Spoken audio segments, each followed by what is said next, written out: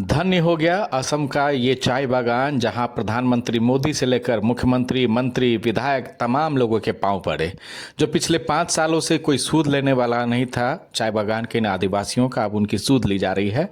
इसी दौरान अब पहुंची हैं जेएमएम की कमान संभालने के लिए असम में कल्पना सोरेन। वो कल्पना सोरेन जो मुख्यमंत्री की गैर मौजूदगी में झारखंड मुक्ति मोर्चा का बुलंद झंडा विधानसभा चुनाव और लोकसभा चुनाव के दौरान झारखंड में गाड़ चुकी हैं और झारखंड में अब कल्पना नहीं वास्तविकता बन चुकी हैं।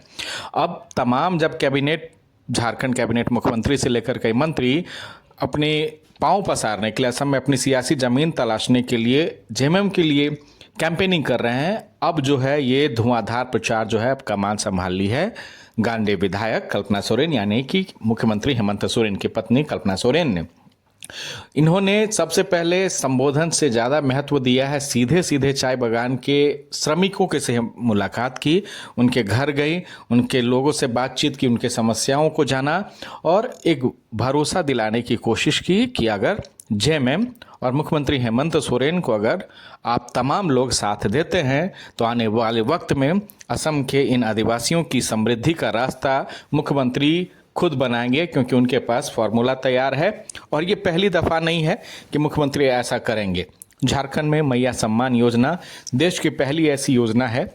जो सीधे सीधे महिला लाभुकों के खाते में 2500 रुपये हर महीना देती है।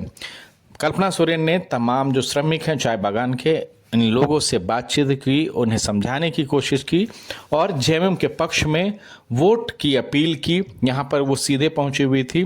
विधानसभा के असम के कई विधानसभा क्षेत्र में और अपने प्रत्याशी जो जेएमएम के प्रत्याशी हैं उनके लिए कैंपेनिंग कर रही हैं। घर घर जाकर इनको जो आप कहते हैं कि चुनावी रैली से पहले इन्होंने एक जनसंपर्क अभियान चलाया, डोर टू डोर कैंपेनिंग आप कह सकते हैं कि कल्पना सोरेन ने डोर टू डोर कैंपेनिंग को महत्व दिया और चाय बागान, सबसे पहले चाय बागान जाकर यहाँ के श्रमिकों से मुलाकात की और भरोसा दिलाया कि नहीं, अब जो 250-300 रुपये आपको पर डे के हिसाब से मिलते हैं, अगर जेएमएम को यहाँ पर 10 से 12 सीट भी मिल जाता है तो जेएमएम सरकार के पास सदन में जाकर ये मांग करेगा कि अब इनकी जो है हर मजदूरी जो है 250-300 रुपये से बढ़ाकर 500 रुपये की जाए। कल्पना सोरेन अब कितना उनकी बातों का असर चाय बागान के इन श्रमिकों पर, चाय बागान के इन आदिवासियों पर पड़ता है, ये तो नतीजे तय करेंगे। ये 9 तारीख को जो वोटिंग होगी उसके जरिए तय होंगे। लेकिन कल्पना सोरेन अब जो है असम में धुआंधार प्रचार के लिए उतर चुकी हैं और जनसंपर्क अभियान, डोर टू डोर कैंपेनिंग के बाद अब उनका अगला एजेंडा होगा चुनावी मैदान में चुनावी सभाओं को संबोधित करने के लिए और जितनी महिलाएं हैं वहां उनको साधने की कल्पना सोरेन